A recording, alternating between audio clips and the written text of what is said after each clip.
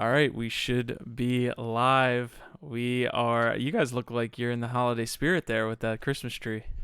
Bada bing, bada boom. Yep, let's go, man. It's that time of the year. It is that time. Yeah. Do they celebrate Christmas in Ukraine, Dima? Of course, man. Do they have internet in Ukraine? Yeah, no, we do, when we have power on, when we have heat on. But no, they actually, so Ukraine is very like Orthodox and like they celebrate it on a different day. It's like usually like a week apart between like Christian and regular. Cool. Christian and Orthodox. Gotcha. But Well, anyway, we yeah. started out with a history That's lesson for you guys, geographical lesson. But we have As you can see, I was just gonna say, as you can see, we're not in the comfy confines of the bar, stocked with liquor. All we got is this Christmas tree. Yeah, we're doing this out of Dimitri's desk headquarters. Yep. HQ LLC. Yep. Because my power is kind of shoddy today. A little in and out. Deem didn't pay my power bill. You probably paid the power bill with like Matic or something. Yeah, I think so. the first Yeah. Matic That joke of the day. refund. I'm keeping a tally here. First Matic joke of the day. I'm sure we'll get to about 3 or 4. But yeah, man. I had the automatic payments on. Automatic. see. There we go. Boom. 2. All right. Well, start. without further ado, we do have a Layer1Live to get to today. I know we got a ton of good news. It was kind of in between, right? Like there was some good news. It wasn't like a really hard hitting news week. So we'll be glad to get all this news to you guys. But shout out to everybody in the chat right now. You guys are filling in. Barry, as always, man, you're killing it in the chat. So we appreciate that. Guys, if you are here for the first time, basically Layer1Live is breaking down each the news for the week. And we have interviews on Wednesday that come out, and then we have Dimitri's desk filled in there on Tuesdays and Fridays. So kind of a whole ecosystem of episodes here while Dima gets his mic set up. Jesus, bro. But so we've got that each week for you guys. So we appreciate you guys supporting the channel so far, and we can't wait to get to the interviews and continue doing Layer1Live as crypto evolves. So appreciate everything. We before we get into the news for the week, we've got some team updates here. Mike's going to get into a little news on IDEX, but I do want to hit the $250 Bitcoin giveaway. MetaCrypto, you are the new addition to the BTC pool for that $250 giveaway that we'll do on January 6th. So congratulations, MetaCrypto. Again, guys, continue to comment. Show us some love on Twitter. Do everything you can to show some love to Layer1Live and Layer1 in general, and you might find your way onto that leaderboard. So without further ado, Mike, hit him with the news. Yeah, definitely. I think we kind of teased it last week, but essentially the business behind Layer1, whether it be the podcast, the Layer1Lives, basically everything Layer1 is Sutler Ventures. So for those of you that have been following us for a handful of weeks or months now, Sutler Ventures runs a node on IOST. It's a blockchain that we've been super hot on.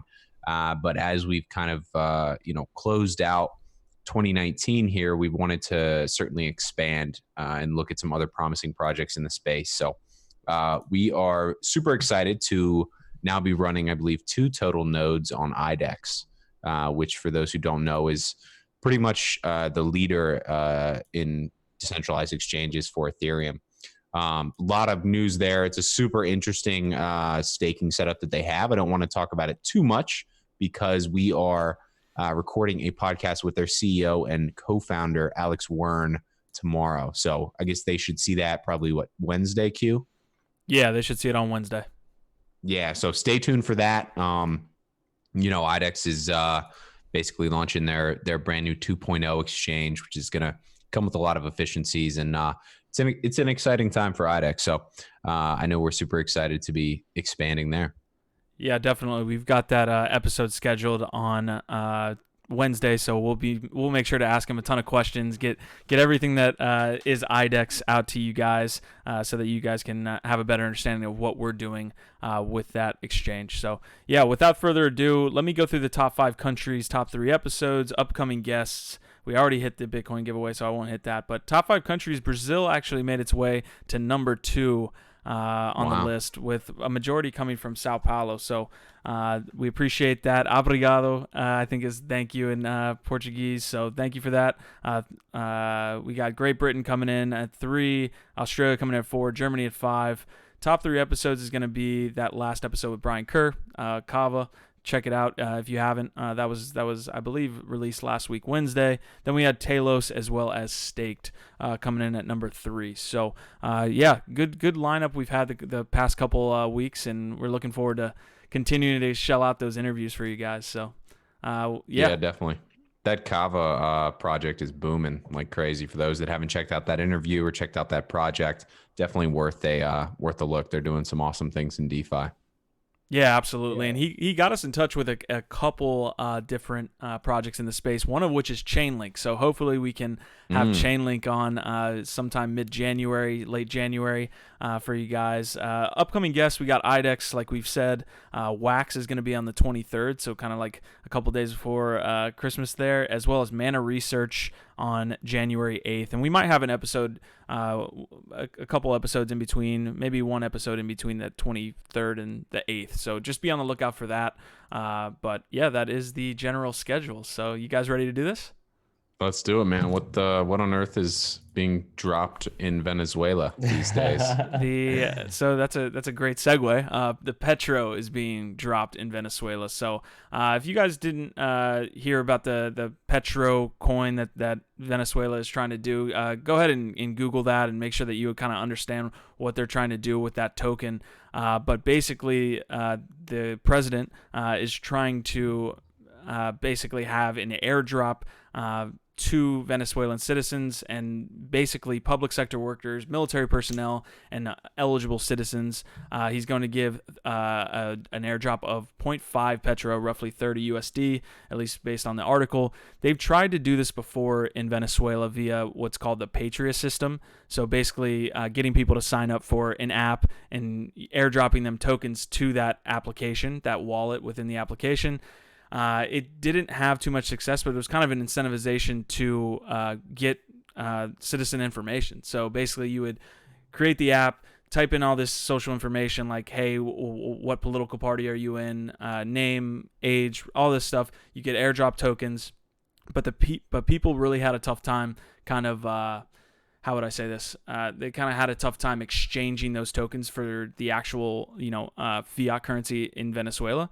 So it actually didn't have too much success. So what they're doing this time is having an exchange system within this application. So some Venezuelan citizen can technically get this airdrop and then sell it directly for their fiat currency on the app, as opposed to going through different realms to try to move this Petro coin into their fiat currency, then spend the fiat currency and all that stuff. So yeah, it's wild. I mean, the fact that a government is literally airdropping, a coin backed by the own country's oil is just like completely mind-boggling to me. It shows you kind of how far we've come within crypto and blockchain over the last few years. I mean, if it was 2014, 2015, even 2016, I would have said decades out. But here we are, end of 2019, and everybody's getting about $30 free. But yeah, I don't know. I'm always super skeptical with this. It kind of seems like Venezuela is the first through the door here and kind of a martyr. Obviously they have other issues. And just to touch on that Patriot system that they tried to implement, I think like 6 months to a year ago, it says Venezuelans could register relevant socioeconomic information so that the state can manage its public policies. In exchange, the state deposits a series of seemingly random announced bonuses into a virtual wallet that can be managed. So this is like the type of, I'm just trying to like give you some information on what the actual government is trying to do with this Petro token. It looks like they're just trying to incentivize people to give up their information we'll see how it works. I mean, it's definitely going to be kind of like a testing ground for, national cryptocurrencies. Although I guess Venezuela wouldn't be the best testing ground for that based on everything that, they have going on in their country. What do you think, Dima? Yeah, for sure. Yeah. The one thing that stood out to me as I was reading, because you were mentioning that the difficulties that they had last time they're trying to implement this, and like they're trying to target like elderly people for like pension and stuff, with this like airdrop. But it's like, man, like those people are not really tech savvy, and it's like the barrier for entry for them is huge. Like they don't want to deal with it. They don't want to like get this petrodollar and then exchange it for Bitcoin or Ethereum. Like they don't even know what that is. They just want to get by and like, you know, live their life and get normal pension. Why do they have to jump through all these hoops, you know, basically? So that's like the part where it's like, well, you are targeting these people, but like, you know, the difficulty is going to be there where you have to make it user friendly enough in order for this to really work successfully. And then, but I like the idea of like kind of, you know, doing these little bounties and bonuses when the government is trying to involve people to participate in certain things like voting, or, you know, maybe like doing consensus like statistics and so on, right? Because that's a pretty normal problem in countries where, you know, people don't really want to do these surveys, you know, and they don't want to like answer these things like accurately or whatnot, right? So they're like, they don't have really incentive to do that, and that ends up having like a very corrupt data, and like that causes, you know, budgeting issues and so on. But I don't know how, you know, it applies to Venezuela, because Venezuela has, you know, many problems aside from that. Even if they had the accurate information, you know, like, right. Dude, just go on the street in Venezuela, you'll see how poor people are. Yeah. You know, you don't need statistics on that. So, but like, you know, it's just like, it's interesting. It'll be interesting to see. We keep on seeing these experiments, right, that happen, you know, in the private sector or in the government sector with crypto and this technology. And it's always interesting to me to see the first person that does it, to see the reaction of that experiment. And that's really going to be key, because then, you know, we can analyze, all right, here's what they've tried in their country, and here's how it went, basically. So it's still good for the industry. Yeah, I think there's a difference between kind of first, second, and third world countries when they conduct these experiments, right? You couldn't take Venezuela in a nutshell and say, okay, this is definitely going to work, or this is definitely not going to work in a first world country. But Barry says, are you guys running a node for this regime change coin also? Regime change coin? I love it. So, no, but maybe. I mean, hook us up, Barry. Where's my Petro at? Maybe we'll get one going. Yeah. There was some to your airdrop point too. There was some controversy with a airdrop that Stellar was doing to a project called Keybase. So all the points that you're making about airdrops it also happened negatively on this Stellar airdrop. But we'll get to that in a second. We've got some other news with Bitmain and then Fidelity. Yeah, from Venezuela to China here. So for those that have been basically following Bitmain, essentially the original kind of founder and CEO has come back to I guess kind of grab the reins of Bitmain. They obviously had some issues. If you're not familiar, kind of, you know, do some research there. Essentially, they were growing and growing and growing. The bear market hit. They tried to do an IPO. You know, the IPO essentially failed. There were all sorts of, you know, conspiracy theories about kind of their role between Bitcoin and Bitcoin Cash, and they've been back in the news recently. So putting on my tinfoil hat here as a disclaimer a little bit, I'll kind of walk you down the path here, Dima. But it came out on CoinDesk, I believe it was this morning, that the founder of Bitmain's main rival, which is called MicroBT, was arrested for alleged embezzlement. Oops. Which you would think, oh man, how much money did he get away with? Well, they're saying it was only $100,000, which is not much money. You know, if you 100,000 won, so $15,000. Well, yeah, it was 100,000. Oh yeah, you're right, won. Yeah, so it's hardly, you know, it's hardly anything for somebody of, you know, one of the largest Bitcoin miners to, you know, to be arrested for. And if you read a little bit further in the article, it talks a lot about how there's supposedly some IP issues that are centered around this arrest. And essentially, the CEO of MicroBT used to work for Bitmain, and when he couldn't get kind of the equity deal, you know, the business deal done with the founders of Bitmain, he left and started MicroBT. So this is happening all at the same time that the founder of Bitmain, which I'm blanking on his name hardcore Jihan. here. Yeah, Jihan Wu. So Jihan Wu is, you know, is what's the best way to put this? Kind of like a supervillain kind of character, at least in the West, I think, to a lot of people when it comes to Bitcoin and Bitcoin mining. So he's back in the helm. He's got their biggest competitors, you know, founder and CEO, who also obviously has IP concerns, you know, or kind of allegations for Bitmain. He's been arrested. All at the same time, Bitmain has also, I think, a little over $600,000 worth of contract dispute going on with a separate kind of manufacturing company, I believe it is. So it seems like some pieces of kind of a larger puzzle are starting to kind of, you know, be released in the Western media here. We'll certainly keep everybody posted, but, you know, my general kind of tinfoil hat theory here is that we're seeing a few of the, you know, puzzle pieces. We haven't really seen the full picture yet, right? And I would guess there are some larger things going on.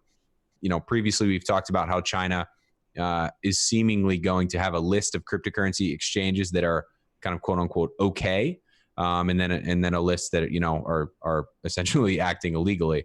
The Chinese government does this, you know, with a variety of different technologies, and gets them to a point where they can basically be state owned and state controlled. So it wouldn't be surprising if they're doing the same thing with Bitcoin mining as well. Yeah, I wonder how much does it cost to get listed with China. You know, how much is involved there in greasing the government to have, you know, have your company on the list. You know, it's interesting, like going, you know, let me take that tinfoil hat from you and put it on again. We need an actual tinfoil hat so that we yeah, can right. I know. So, you know, it's interesting to see like how certain competitors, right, are getting squeezed out by the government, right? So like you have, you know, like you have these guys that, like, let's say have a competitor that left their company, let's say, you know, and started something, right?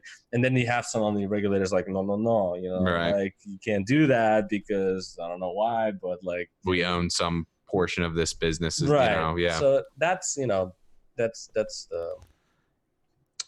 what I want to say about it. Is it? We're just watching the Bitcoin price drop. Don't worry about us. Yeah, I'm looking at it right now. We're down 3%. 24 hours. Well, if you watch Dimitri's desk, bro, you would know. Get the show out of the way right now. Get the show.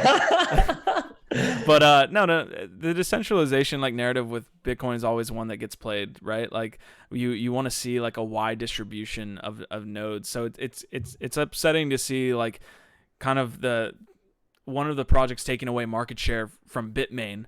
Who is like one of the largest, you know, block producers like within all of the world. Like it's upsetting to see the government probably take sides with Bitmain and at the end of the day, centralizing, going more towards centralizing Bitcoin, because that seems to be like what's happening. Because I think we've talked about this. The Chinese government partnered with not partnered, but is somehow involved with Bitmain, correct?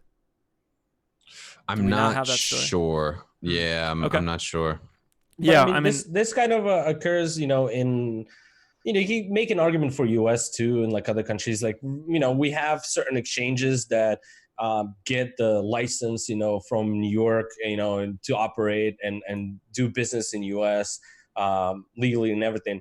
But then, you know, we have something like Kraken, which is like, no, you know, doesn't get that and leaves New York, you know, to you know, being basically squeezed out. So I think there's like that is happening in the US as well, where we have a concentration of these like exchanges, companies, and cryptocurrencies like that, you know, basically are taking over the US market and then starting a new company in the US doing something similar like Coinbase and whatnot, you know, might be very tough because, you know, they're very good with the regulators at this point, and regulators might put some roadblocks in where, you know, it's going to take a lot of money to really, you know, get that legal out of our way. Yeah. And I think a lot of it has to do with monopolies or kind of the goal of monopolization of a certain industry, right? So if you as a private business, maybe it's public, right? Maybe you go public, say in the US's case, and you can get in with the government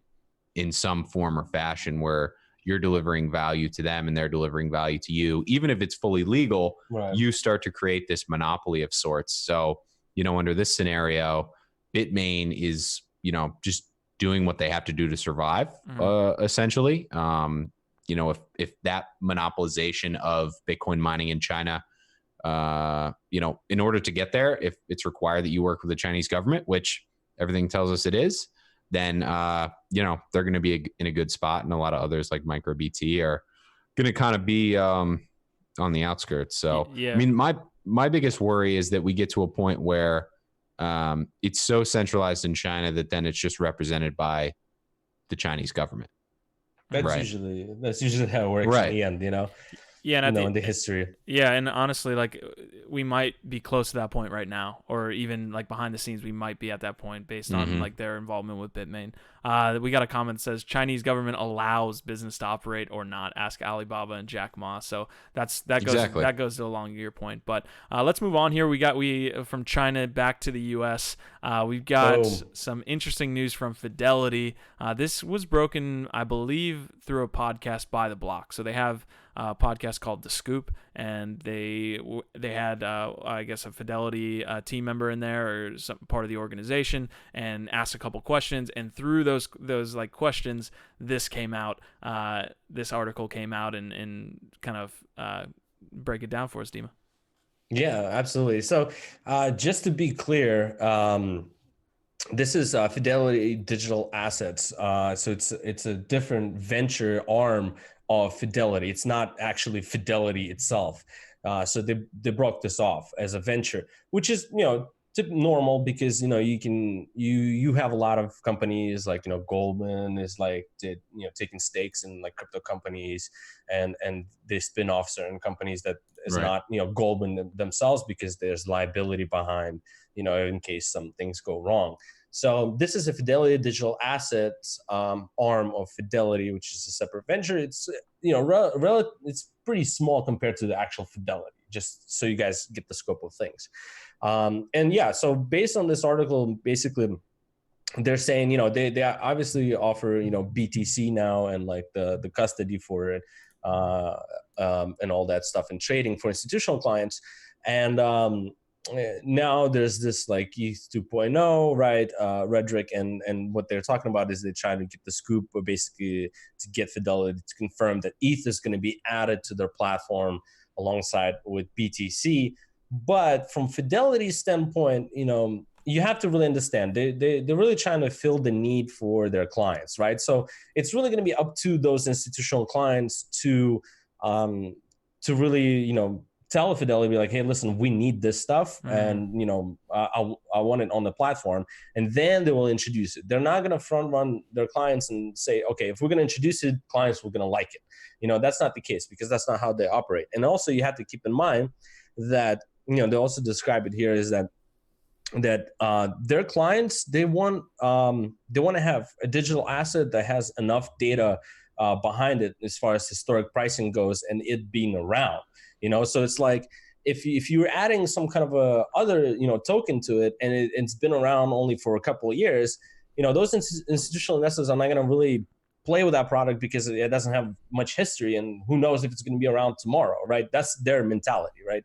So a good quote I heard on a podcast. It was kind of talking from the lens of a lot of the institutional investors that Fidelity is going to be working with, right? Like, say, for example, large pension funds.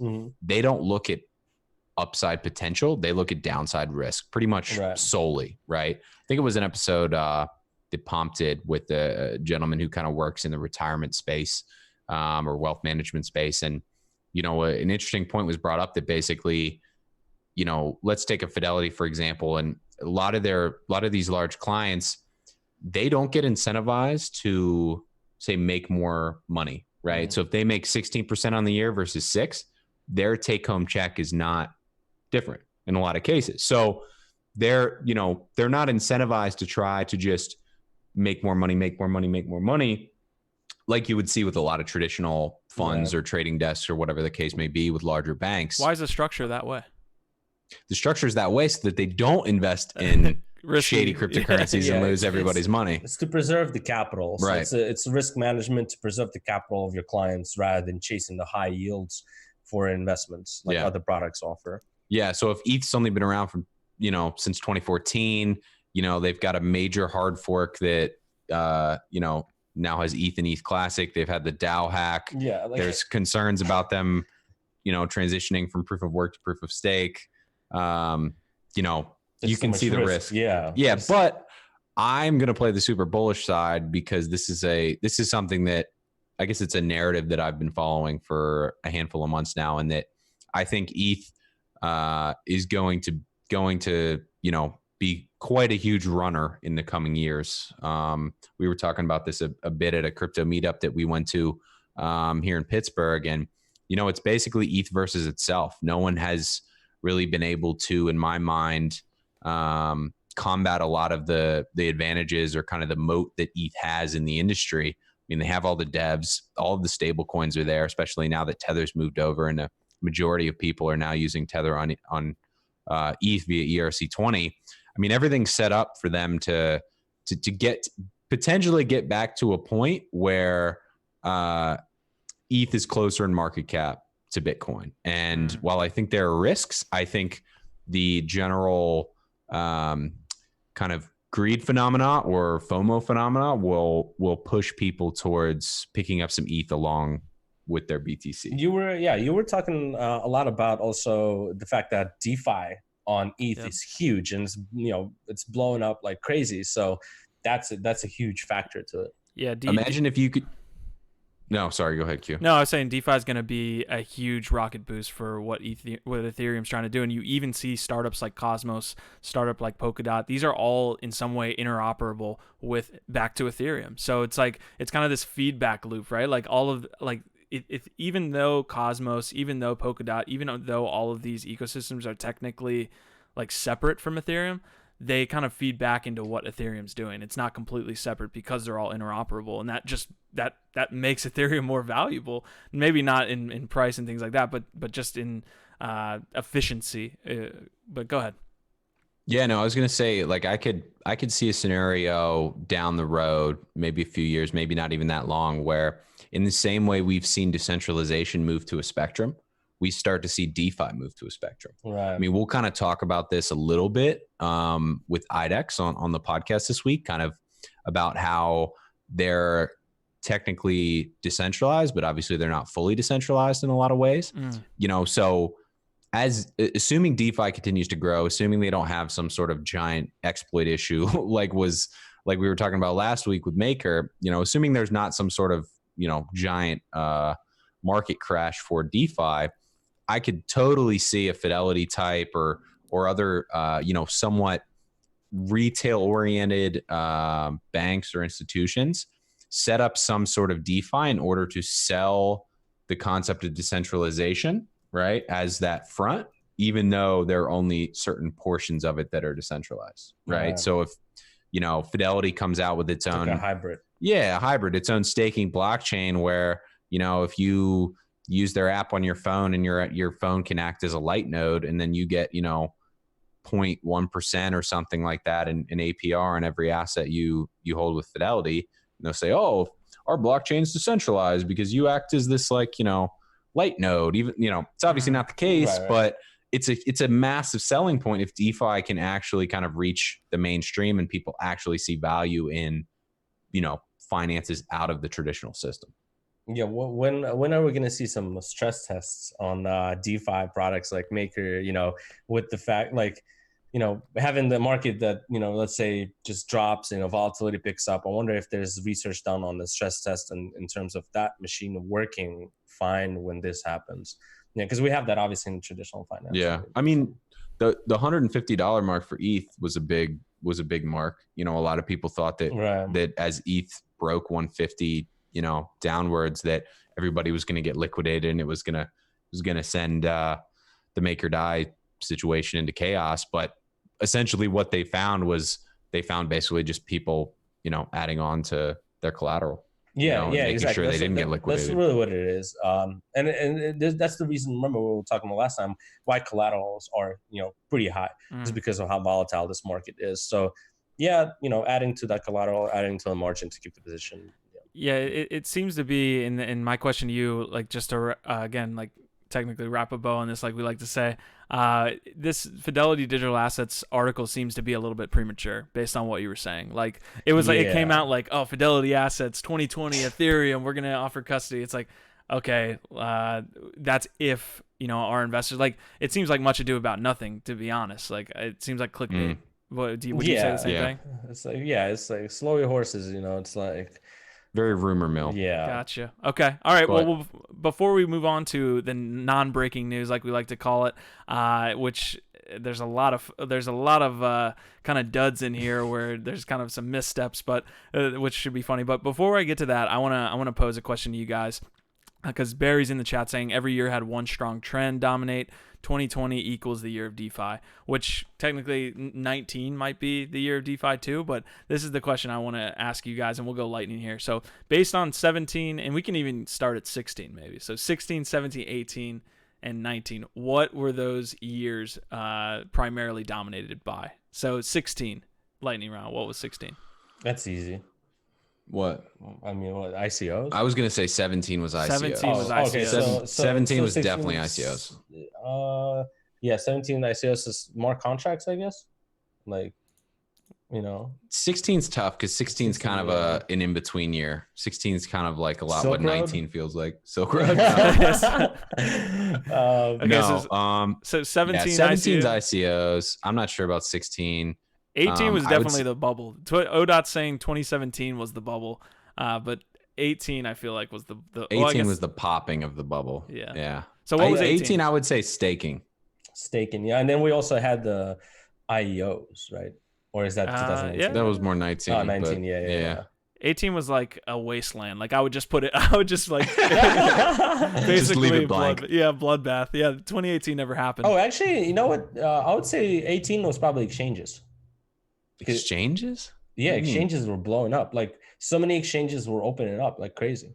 I remember they used notice that trend. Yeah, everybody wanted to open up an exchange. I was going to ask you what year 2019 was, but after you said exchanges for 2018, I don't know. 18 was always going to be the DApp year for me. 18 was always going to be like, oh, this is definitely the year that DApp started to come out, and it kind of didn't turn out. So, but basically, anyways, we'll move on. So 2019, probably the year of what though? Before we move on, what was 2019 the year of? What do you think? Oh, me again? 2019. You don't want to no, I would say 2019 is the year of DeFi plus CeFi. Okay.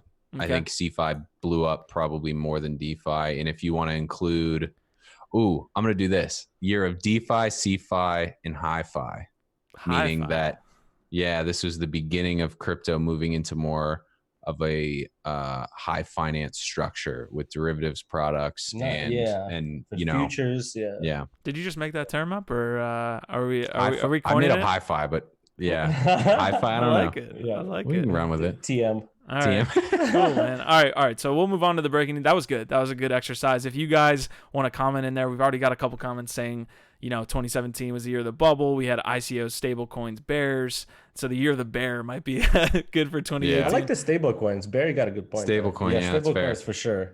What do you guys think? Everybody comment in there. What do you guys think 2020 will be? That's what I want to know. Yeah, definitely. I love it. All right, so we'll get on to these pieces of news here. So Stellar kind of partnered with a Telegram competitor of sorts called Keybase, and they were going to do an airdrop, right? So like we all have seen airdrops over the years, kind of a way of user acquisition, and that has had its successes and its failures.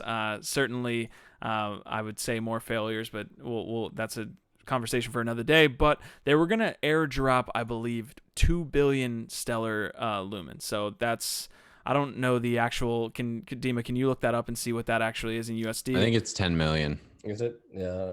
Well, not at the current price of Stellar. Well, based on the article, it says what was advertised to be a 2 billion XLM giveaway is now going to be 300 million lumen, which is approximately $16 million.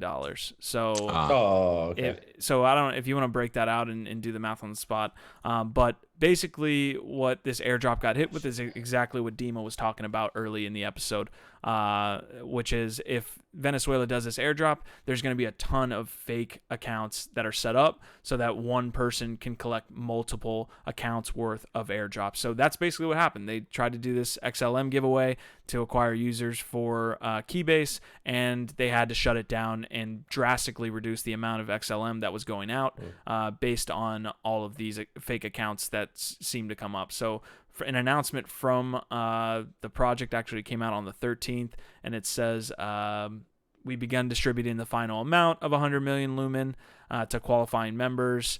This morning we disqualified about 100,000 garbage accounts, and the Lumens will be divided equally along 282,000 mostly real or living human people. So they just it's pretty quick news hit there, but we can see that there's problems when you do these airdrops, right? Like the fake accounts are a big issue, and that's why I'm so bullish on reputation kind of coming into the space and identity, because these are going to allow real people to actually participate in airdrops in the future. I think that's the model going forward, as opposed to just like, hey, anybody with an account gets this airdrop. It's like, that's not going to work. So what do you guys think? Email and password. Yeah, it doesn't work. Oh, let me ask you this, Q. In all of the times that you've been on EOS or BTC or anything, right, held assets there, have you to this day kept an airdrop? Do you still have an airdrop on any crypto network, or have you sold it at this point? Yeah, I think most of the time it's sold, right? It gets it's more like a billboard to me. Like, it's not like people use these airdrops to like say, oh, come on and use our tokens on our platform. It's more of a billboard and a sunk cost to me, where you're kind of just airdropping to someone to get your name in front of them. So like somebody goes onto their wallet and they're like, oh, what the hell is EOS Black, right? Like now we know what EOS Black is. And certainly if that was like one of the only airdrops actually worth any money, and then you sell. No, but to answer your question straightforwardly, I've sold anything worth money that's an airdrop. So 100%. I mean, the first thing you learn about the airdrop that you receive of a random token is, where can I sell it? Where's the exchange that it's listed, and how much does it cost so I can sell it? Right. But yeah, on the Stellar news, so it's interesting. I tweeted this out as it was happening where Tezos took over Stellar. Remember, we were talking about how, like I was saying, like since Tezos was at 11 on CoinMarketCap, and then Stellar was 10. I was saying, Stellar, it's time to cut the supply. And you were like, time to cancel the airdrop. We predict these things, Q. Yeah. So that was interesting to see that they actually did cancel the airdrop, but they're saying it's because of those other reasons. But in general, I mean, like, you can see, man, like for Stellar, like having these airdrops, so many of them, you can see that reflect in the price and the market cap itself. So it's not a surprise that Tezos took over Stellar because of that, where Tezos has a completely different structure where you actually lock in your tokens, take it out of circulation, get rewards and all that stuff. And Stellar is just giving it out, and people just dumping it basically. So, and to expand on that point and to answer more fully, Mike, like if the token has some incentivization to hold or to stake, I think that would be the model of like, hey, airdrop these tokens and then use them to receive more or participate in this ecosystem, but mainly to like say, I get these tokens, I airdrop, and now I have to go onto their platform to stake and receive more in return, something like that. So what do you think? I see. I mean, I just see airdrops as kind of like a dividend, whether they're set up through a process of inflation, or if they're trying to decrease the total token supply and thus try to make the setup deflationary. But I mean, it kind of brings up a good broader point that I think we've talked about a little bit before. There's a great venture firm called Placeholder that put out a good article, I think it was them, about how kind of crypto has expanded past these store of value assets, right? So briefly and broadly here, if you see Bitcoin as a store of value asset because it's very deflationary, after that came out and started to grow in the early kind of 2010s, you saw a bunch of other proof of work coins pop up with the same model. ETH came out, that obviously changed the game, but as of late, everything is focused on inflationary models, right? So we're just we're pulling value out of cryptocurrencies in two different ways. One is done in a deflationary way, theoretically over time as demand increases and supply decreases. And the other is done, essentially on a shorter time frame with aggressive inflation models, and in order to try to build the network to a point where the token is used a ton and is able to kind of combat the velocity of the token is able to kind of show that the inflationary model has worked and should thus theoretically increase the value of the ecosystem. Stellar doesn't really fit into either of those categories to me. And I think a lot of tokens like that are going to struggle because they don't really have necessarily a good kind of pitch for cryptocurrency investors or users, or certainly mainstream, whether they're, somebody like a Fidelity in the financial space or just, your aunt or uncle. I think we'll probably see others too that struggle.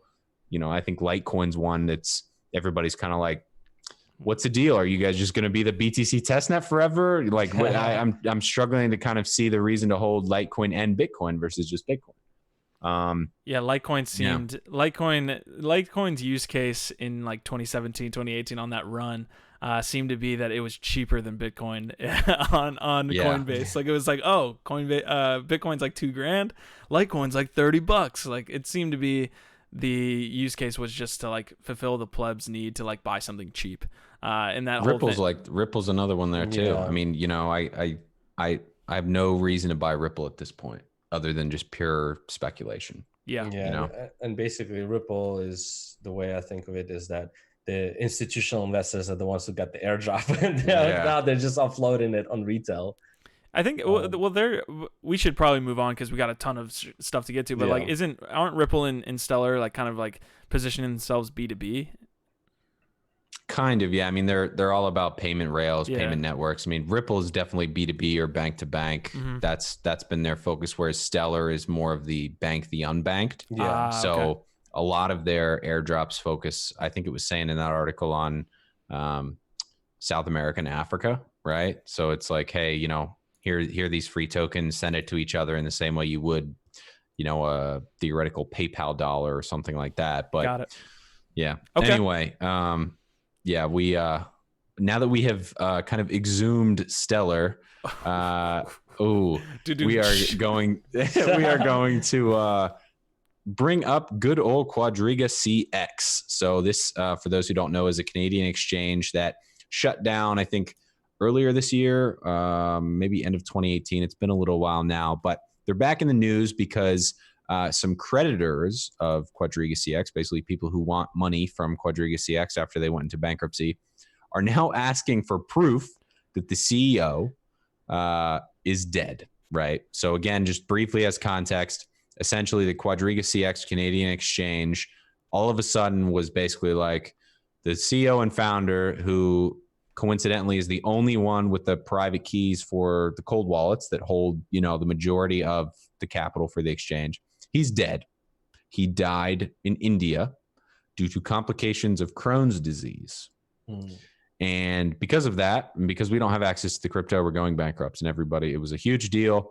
Everybody was shocked, obviously. And then since then, there have been kind of rumors and reports and tinfoil hat theories about how perhaps he's faked his death and all that fun stuff, especially because it came out that there wasn't actually anything in the cold wallets. It had been transferred to other wallets and exchanges. So I think at this point, the creditors, as they should be, are very concerned that the body 6 feet deep in Canada somewhere, I would imagine, is not the CEO. So they literally want to exhume the body and test it, however many months now after, and have proof that this is actually the CEO and not some, Jeffrey Epstein type. I didn't. Did you read that comment? Yeah, no, we just got a comment that said him and Epstein hanging out. Yeah, right. Boom. I didn't think this Goodfellas stuff happened where we're just burying different bodies out there out in Canada, but I didn't think it happened out there in Canada. So. Yeah, I don't know, man. This is like some. Well, did you hear like what happened? Because like the story is that he went to India and then apparently he was diagnosed with some disease that is not fatal, and then he died. And then in India, they basically proclaimed him dead with the death certificate that has his name misspelled.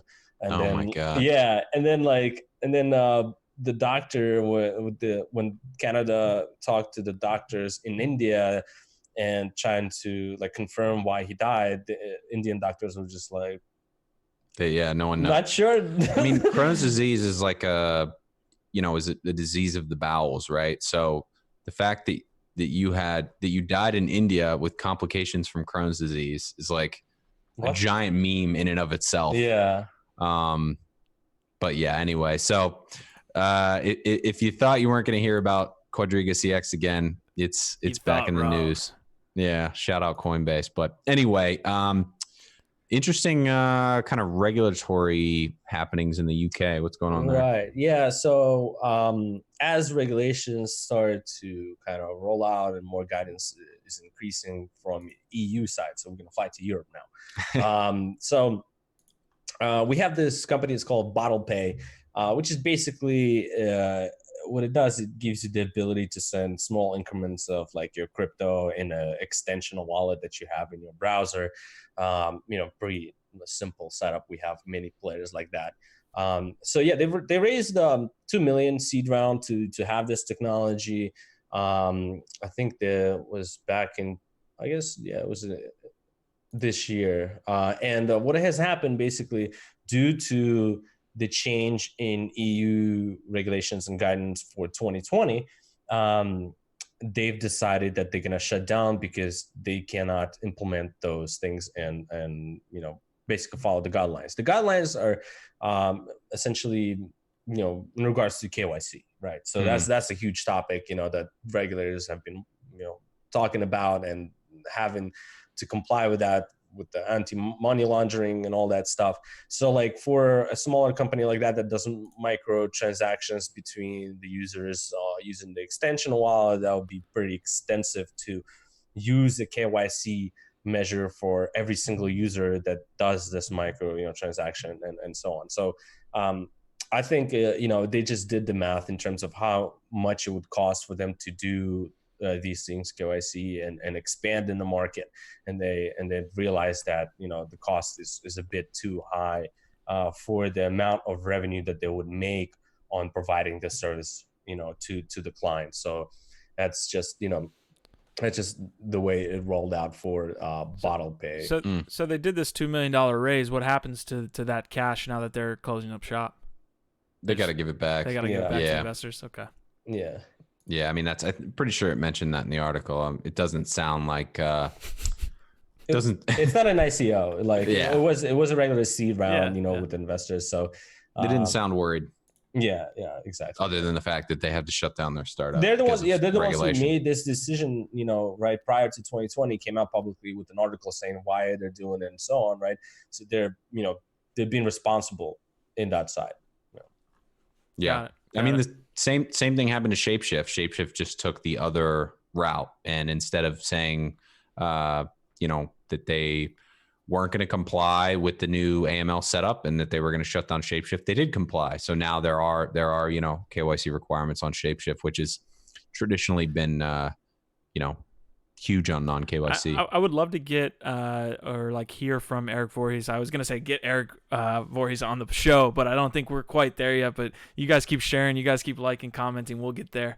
But I would love to get the numbers and to see if that extra additional KYC led to any decrease in the amount of users they were seeing or a bunch of people leaving. I know the community, like the smaller community of people who, don't want to be KYC'd when they're trading digital assets, decided they weren't going to, stay with Shapeshift and looked for, other routes. But it would be interesting to see how that affected their numbers, because that obviously plays into what we're talking about here.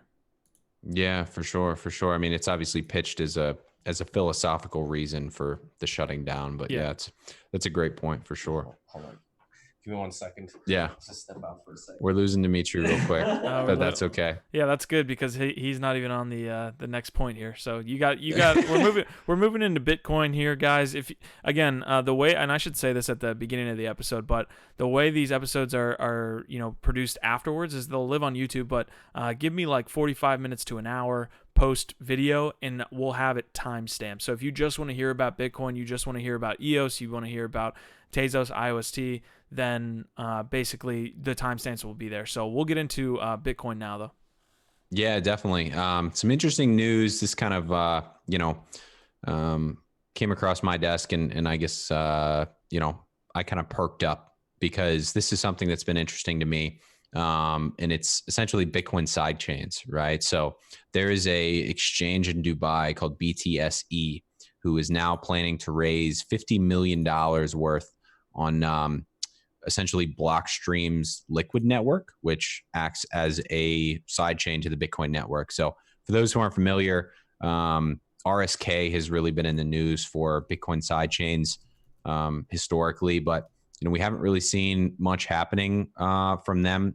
To be honest, I'm not sure where kind of development is at or anything there. But Liquid is from the kind of infamous or famous Blockstream company. And what BTSE is doing is essentially launching their own exchange token, but doing it on this Liquid network sidechain. So the whole point of the sidechain is that it won't clog up, what they call kind of the main chain of Bitcoin. It will act on this Liquid network parallel to Bitcoin while the assets can be locked on the Bitcoin, main chain. So super interesting there. I mean, anybody that's been following exchange tokens has seen that, perhaps this year has been one of the best years for exchange tokens. I know Binance is up multiple X. OKX token might have even outperformed them. I think it was FTX is jumping now. CoinFlex is another one that people have been talking about. So this is obviously, a large raise at 50 mil from a newer kind of hyped up exchange in Dubai. It'll be interesting to see what happens. And as they kind of get closer, what issues arise, because I'm sure there will be some on using the Liquid network sidechain. Yeah, there seems to be a lot going on with would you call this layer 2 like on top of Bitcoin, or would it be, because you're saying parallel? Layer 2. Okay. So as far as layer 2 goes, and that goes into the next story, but does Bitcoin even need these layer 2 solutions with how it's being used? We always talk about how in the narrative changes over time. We spend money on Starbucks with your Bitcoin. That's kind of a played out and false narrative now. Does Bitcoin even need these layer 2 solutions if in the future it's going to be tradable amongst the whole world? Obviously, I guess I answered my own question there, because you don't want 45-minute to an hour and a half block times and or finality. But based on that, what do you see right now as do we need this stuff that's coming out on layer 2 on Bitcoin? Yeah, I think if we're talking about right now, it's hard to see the value. But I think what a lot of people see in the future is the store of value pitch and the security pitch around the Bitcoin blockchain being one that really resonates with people. So if you're interested in this in general, I would definitely push you to the Nervos Network podcast that we did with Ben Waters. He's their head of marketing over there.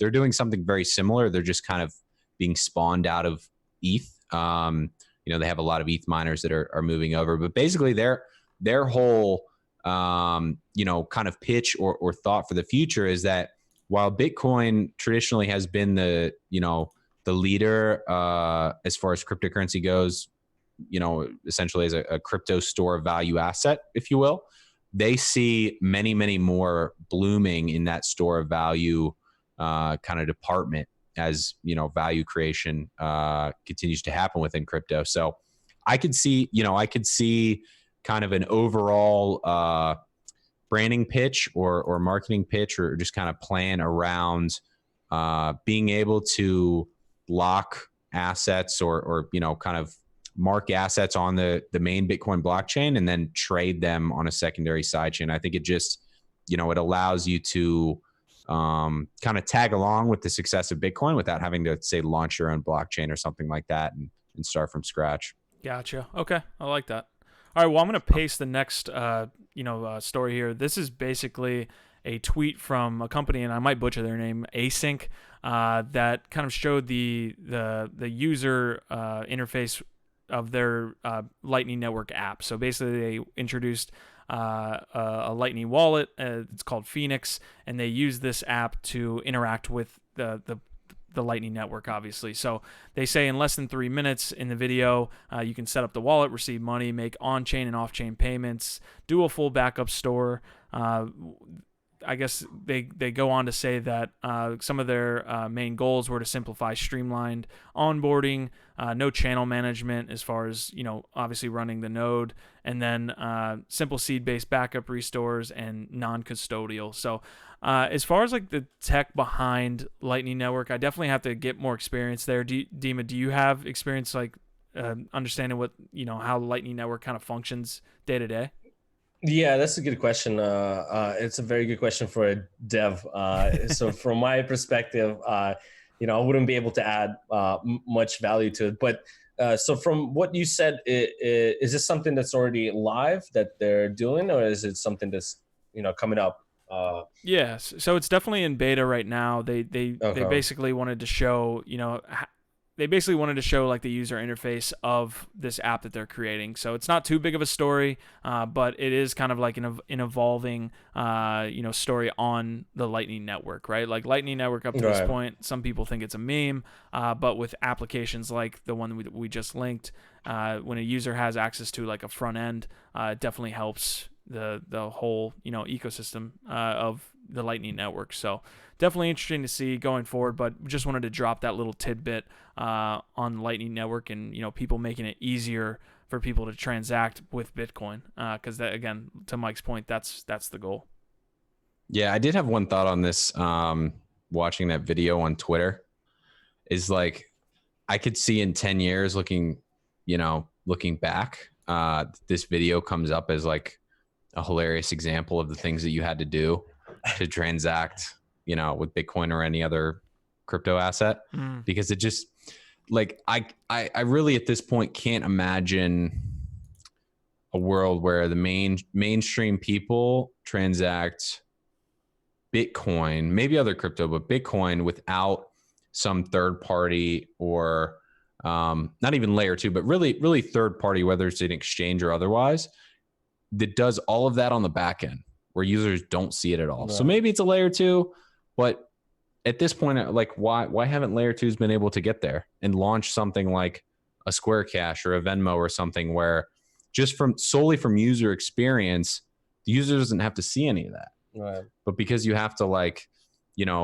sign transactions or whatnot on various cryptocurrencies, and you have to be really, aware of what you're doing. Maybe that's why we haven't seen it. I think the Cash App allows you to send BTC now. Right, exactly. Yeah, they're a perfect. Like, yeah, they were the largest retail, seller of Bitcoin in 2019, and it's gone completely under the radar. I mean, hundreds of millions of dollars worth of Bitcoin every quarter, and nobody's talking about it. But it's because you can literally log on and just say $10 Bitcoin, boom, buy. They're handling everything on the back end. They're hedging away volatility, I'm sure, and they provide a service for mainstream users that's simple.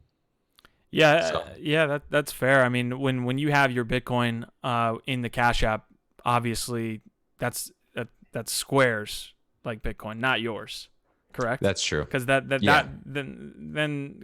it's kind of like this macro like feeling that people need to start having, that a lot of people in Bitcoin have, where I want to be able to custody my assets. There's a debate there that people may never get there. We've talked about it many times. But if they never get there, then Square Cash is great. But until that point, and maybe people do start feeling that way, you're going to need an application that isn't, that looks like a centralized app, that where you can control your Bitcoin. Obviously, with Lightning Network, like there is some custodian issues, right? Because like they're transacting something immediately. I was asking Dima this, like as far as like the back end stuff that happens with Lightning Network, I'm not too familiar with the actual process. I know that there's like some settlement that needs to happen afterwards. So how does that process work? Who has custody like within that system? Yeah, it's a mess. The custody, I'm not sure, but like there's a relayer system, and relayers have to have enough kind of Bitcoin set up as like kind of like a collateral type thing. Got it. Yeah, I don't know the full details on hand, but it's not simple, which is what is needed. Yeah, I think that if you go through the whole video, like that's kind of the goal here with this Phoenix app, right? Like it's not simple, but if you can make it a little bit more simple over time, you can essentially get there. So we got a comment. It's an escrow essentially, if I recall, for Lightning. So yeah, there's definitely like something there. I think we should just break down Lightning Network for like 2 minutes at one point on the show, because I definitely need more experience there. But without further ado, Ethereum had a lot of cool news in the past week. I think like we talked about earlier, like Ethereum's kind of killing it right now. So we'll get into Ethereum news. Dima, what you got? Yeah. Just really quick before we get into that, did you take off BTC price ticker on our stream, or what's? There it is. Okay. Yeah, well, I had to hide it. It kept going down. Oh, okay, gotcha. We'll get to that with Binance. Oh yeah.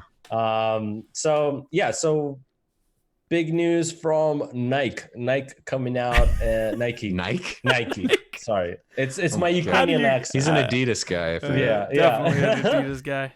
The 3 stripe. Yeah, so all right, that's a good start. Anyway, so basically they came out with the patent that's dated on December 10th, basically saying that they're going to do crypto kicks, which is going to be a non-fungible token that's going to be attached to the sneakers that you're going to be getting. Like you can there's maybe some limited edition sneakers, or you can create your own custom sneaker and have this non-fungible token that is attached to it on a blockchain, and it's all verifiable, and you're the owner of it, and so on. So it gives you that value as far as the non-fungible tokens go. And somehow they're explaining that they're going to have the ability where you can breed these non-fungible tokens, which is you can breed these sneakers, which I don't know how that's going to work. But I was going to make that joke. Is that serious? No, for real. Oh my goodness. Yeah. In the article, actually, it's actually really great news for Ethereum. Like I know we're talking about DeFi for a long time, but in Yahoo Finance, like this article came up, and you're talking about Nike alongside, literally the words are in there, Ethereum, ERC-721. Which is obviously the NFT token, but like huge bullish news for Ethereum being even mentioned in as big a article as Yahoo Finance, with the terms right there next to Nike. Yeah, absolutely. And one thing also that they talk about in the article is that Nike is struggling with like just like knockoffs, or like that people make of their shoes and sell them on like a secondary dark market or whatnot. So they're really getting hit by by these fake Nike merchandise that gets created. We're not gonna name where, but so like it's really hitting their bottom line. And I think for them to steer this up and like create this kind of new thing that can validate a real genuine brand of Nike that was created there, this is their kind of answer that they're trying to explore. Again, it's going to be an experiment, right? Just like everything else in this industry, right? We're going to have to see how this is going to perform. It's not necessarily we can all speculate how like this is amazing and everything, but it's, at the end of the day, it's an experiment that they're trying, and we'll see if it will be successful. Yeah, the idea is great. It seems to me like the kind of what they're going for is, not a lot of the aspects of crypto kicks to be happening on the blockchain, right? Because you're going to be able to like buy and sell, various rights to these shoes. You're going to be able to exchange them for other ones, breed them, evidently. Right. Kind of in a effort to create your own. If kind of the marketplace for these Nike shoes and the exchange of it all exists on the Ethereum blockchain, then you're going to have issues, right, with scalability. I mean, even having seen something this morning about now after the Istanbul hard fork, supposedly Ethereum can do, thousands more transactions, somebody's saying, with the kind of ZK roll up feature that we've talked about before. there's going to be issues there. So I think this really, to me, speaks to Nike, to your point, using it as a way to verify the authenticity of those shoes. Yeah, I don't know how they make a living world around shoes, but listen to this from the article. It says, even in a more obscure possibility, the patent outlines a situation where the virtual CryptoKick sneaker becomes a living creature, reminiscent of games like Neopets and Pokemon. So this is the important part, that the owner must care for through the process of evolving from an infant to an adolescent, unlocking different physical sneakers at each stage. So it's kind of genius. It's kind of incentivizing people to interact. It'd be like if Pokemon had a physical store where if you played Pokemon Go for a certain amount of time, you could go to that store or maybe you don't even need a physical store. You could have an online store where if you interact with the app more and more, you get something physical in return. I think that's what kind of Nike's going for, which is cool. Super interested to also to because I love NFTs. I think they're like honestly one of the coolest things. I'm super into the collectible space. If you guys don't know Crypto Kaiju, you guys should get on them because they're super into the collectibles and also having an NFT. So you have the physical asset and also an NFT that represents the asset on the blockchain. I'm really interested to see what they do going out. But yeah, man, the NFT space is going to be interesting going forward, and it's awesome to see Nike, at least filing the patent. And did it get awarded, or they just file it? No, I think. Let me see. I think it was already done. Okay. Yeah, that's awesome. Whoever's pushing, it's going to be huge. Whoever's pushing this stuff, and I think Crypto Kaiju is part of it, out in Cali, because this is I appreciate you, because Crypto Kaiju actually partnered with Sacramento Kings. And so they have a digital or they have a physical collectible that they give out, and then people have a QR code where then you get that digital asset on the blockchain. So whoever's pushing digital assets and NFTs in Cali, shout out to you, man, because getting it in front of Sacramento Kings, getting it in front of Nike, like, I don't know how you're doing it, because it seems like those would be very hard entrenched into like just traditional tech. And not, into cryptocurrency. It seems like a weird jump for an NBA team or Nike to get into so quickly. Yeah, I mean, it's definitely not Vitalik. I mean, essentially, what it seems like to me is happening kind of as a part of this larger Ethereum narrative that we were talking about before, and kind of Ethereum growing into the mainstream, is that the concept of NFTs are starting to become fun. They're starting to become, they will become sexy, I'm sure, right? They're starting to kind of branch past like, hey, with, new ERC 721, like it's turning into something completely different now.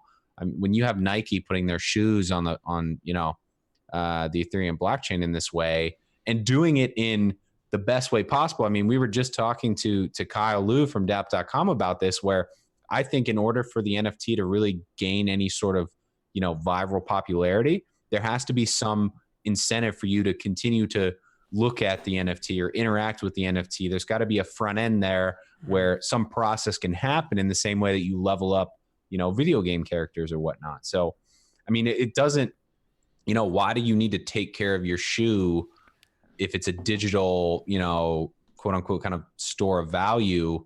There's no reason for that, but people that love shoes, sneakerheads, like that's huge. That's a brand new, basically mobile game that they can play while at the same time shopping for awesome, new Nike shoes. So that's when I first read that, I was super bearish. I was like, why do they need a public blockchain? Like, it's going to be a mess. But now, like, I totally get it. And I think that's a huge win for ETH and Nike.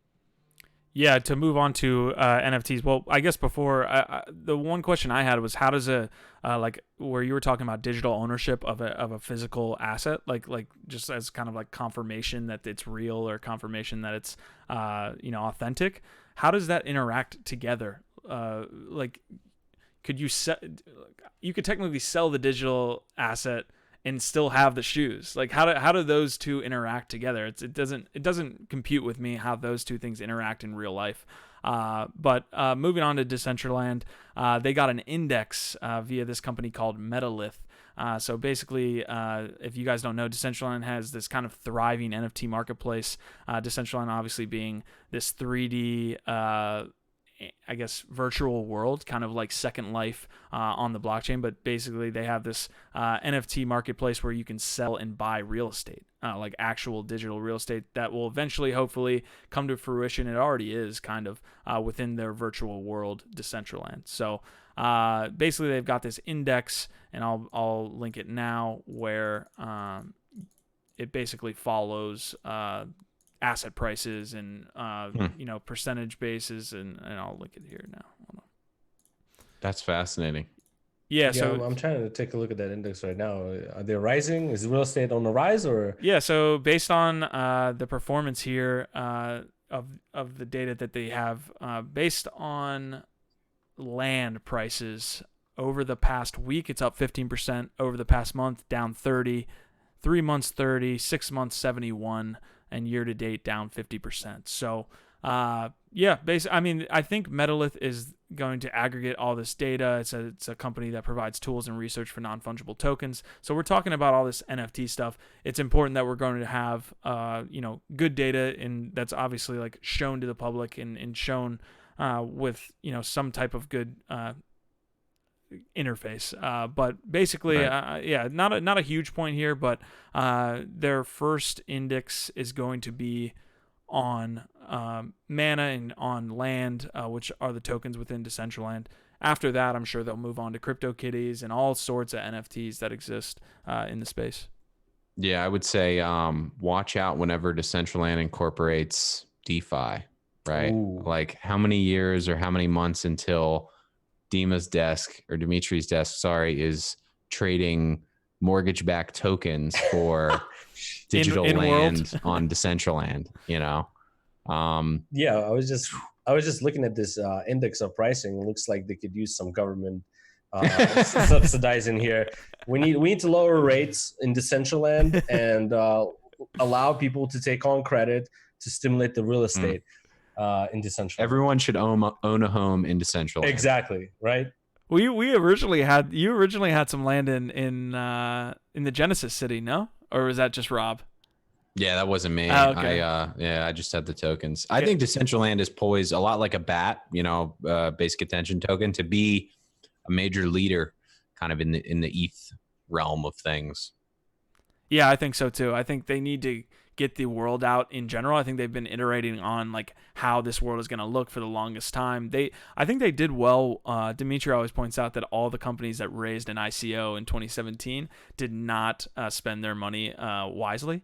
And they obviously didn't cash out that ETH when they should have along the way to kind of hedge that risk. But I think Decentraland did pretty well in that sense. So they do have, and they've said this multiple times, that they do have this runway of like years. Whereas if they didn't do that, they'd probably be dealing with like, hey, next 2 years we got to put out something that's super innovating and get users onto this platform. Certainly they're thinking about it, but they don't need. They have that huge runway is basically what I'm talking about. But I think that does it for sure. NFTs. We have some dumping going on that we need to talk about here. Some classic dumping, big time crypto outrage culture happening basically over the weekend when Vitalik recently admitted that the Ethereum Foundation essentially sold 70,000 ETH basically at the top of the last bull run. They were able to get about $100 million out of it. So if you do the math, that puts it like right around the $1,400 price point. Everybody has obviously been mad in the same way they were mad when Charlie Lee, the founder of Litecoin, dumped all his Litecoin at the top.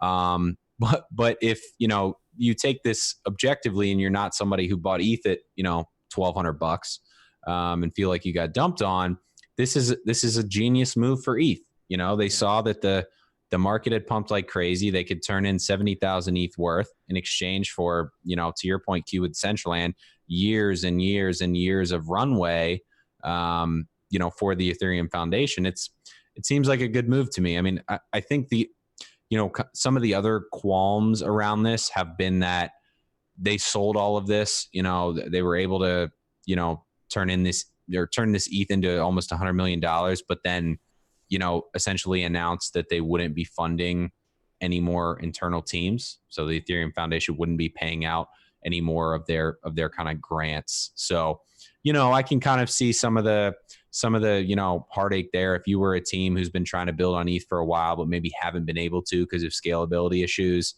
the Ethereum Foundation goes and, cashes in on 9 figures worth, and they don't share any of it after you've been like a loyal supporter.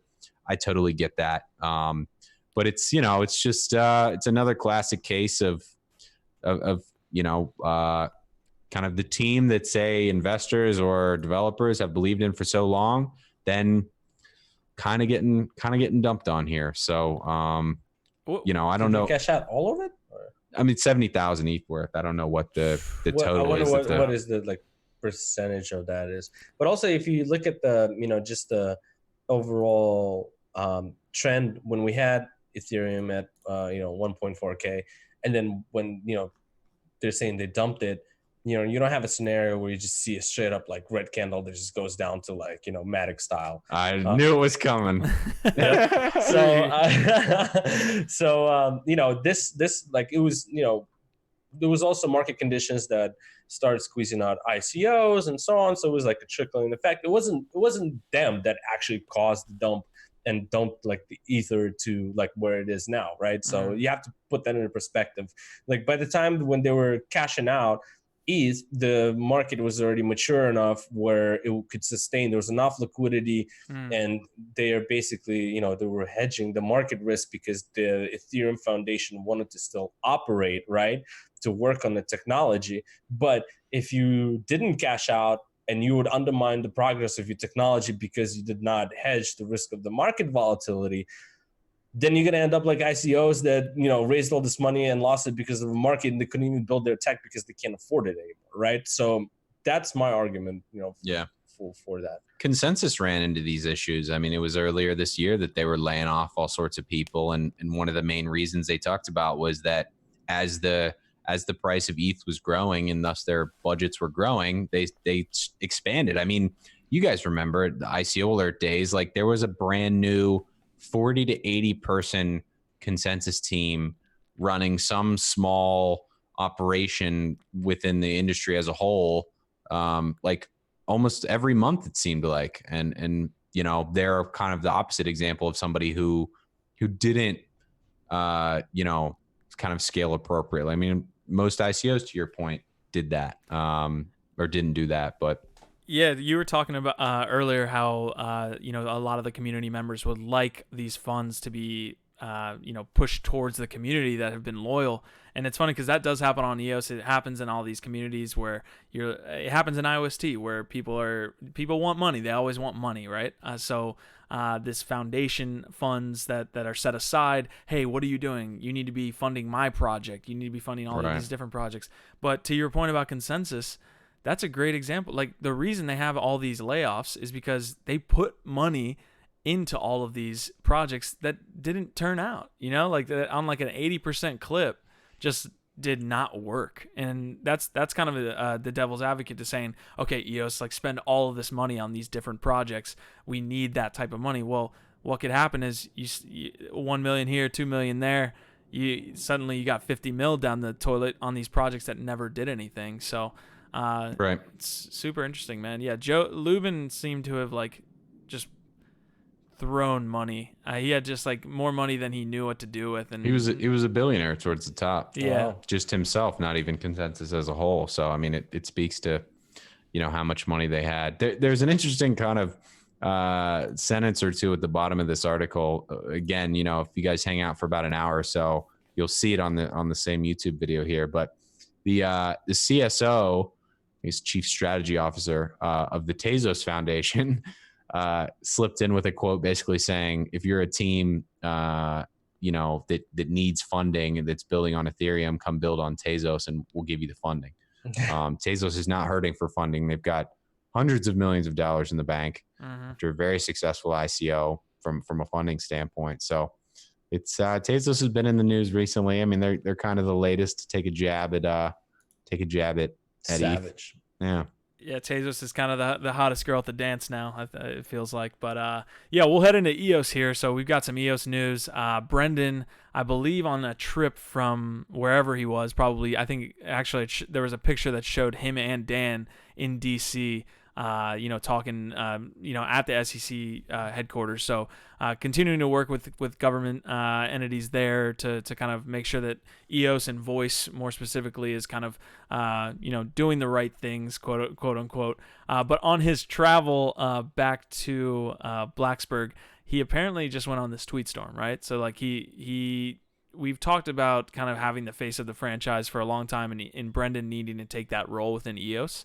I think a lot of people expected him to kind of be more vocal in the community, and he didn't for the longest time. I think for all of 2019, he kind of like took a back seat, and it was kind of like, other than the Voice launch in July or Block 1 June, we didn't hear much from him. But over this time period, he did probably like 2 hours. He was just tweeting to the community, man. He was just like live tweeting, basically.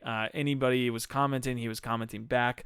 But essentially what we have here are two things. One, he touched on a proxy, and two, he touched on a little bit more on the information on Voice. So I'll take two tweets from the tweet storm specifically. Someone had asked if EOS was going to vote before Christmas. So Brendan had said, the EOS community keeps me company when I'm traveling alone for long periods of time. And then the guy goes, voting before Christmas, ? And then Brendan goes, we need more than just a vote. We need a transparent, decentralized, and competitive collective proxy to give token holders another option to drive progress with their vote.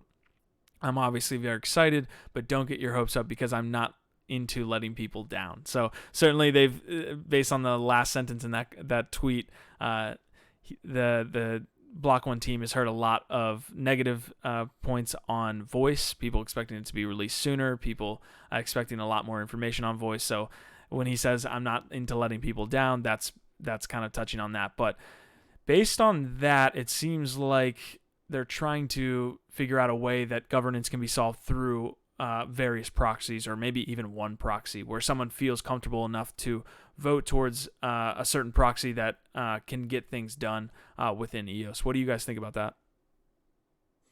Yeah, I mean, I saw some of his tweets. As a disclaimer, I have some EOS. Obviously, you're super bullish on EOS. I mean, the only thing as just kind of a pushback here is that it doesn't really sound like he came out with like a lot of answers in the tweet storm. I mean, for those who have been following it, obviously that, the resource problems around EOS have been big, and you've got various block producers knocking off, or other kind of companies, not, or dApps, pulling away from EOS and going to Telos. We had a great interview with Douglas Horn of Telos. If you haven't heard it, check it out. But when I think of like strong leadership from these various cryptocurrency projects, I think of kind of needing like a really clear plan to say like, hey, these are our thoughts on, how we're going to fix these issues, or how we're going to launch this, or how we're going to do this. I still don't think we have gotten that, playing devil's advocate here. Yeah. From him as that kind of new leader. Yeah. But he's definitely getting there. Yeah. I think from a technical aspect, when you talk about CPU, that answer came from Dan. So he kind of laid out his proposal on how CPU should be solved, and we'll get into Rex here in a second, because there were some situations with Rex. Obviously, that's been a huge issue with the CPU in general. There hasn't been liquidity on Rex because of some arbitrary limit that is now getting pushed to testnet. But anyways, public expectations on speed and transparency of upcoming initiatives generally apply a limited perspective on how we should behave and perform. There's a lot of considerations, from legal, tactical, to temporarily safeguarding trade secrets that we need to factor for. So based on your comments there, I mean, Brendan, I think they know that the community is talking about this. Like, hey, right, why aren't you being more specific with this stuff? And I think your point is valid. Like, they're being very broad with what they're doing at Block 1 in general. So yeah, there needs to be more that comes out there. I think, like I said, technical perspective with CPU, that's going to be Dan and not Brendan. So yeah, no, for sure. Yeah, that's interesting. What's the latest with Rex, did you want to hit on that one as well? Yeah, we can touch on Rex. It was basically through a tweet on EOS Nation. There's Rex updates that have been pushed to the EOS repository. So basically, getting ready for testing and trying to figure out if this is going to be moved to mainnet. But basically, the distribution is going to be changing of rental fees. So distribution of rental fees over 30 days. Instead of, I think, all at once. So the example that EOS Nation gave was right now, if a user pays 6,000 EOS to rent a bunch of resources for 30 days, the entire 6,000 in fees is paid to those who hold Rex on day 1 of 30 of the loan. Someone can withdraw from Rex on day 2 and still have banked their share of the profits of the 30-day loan.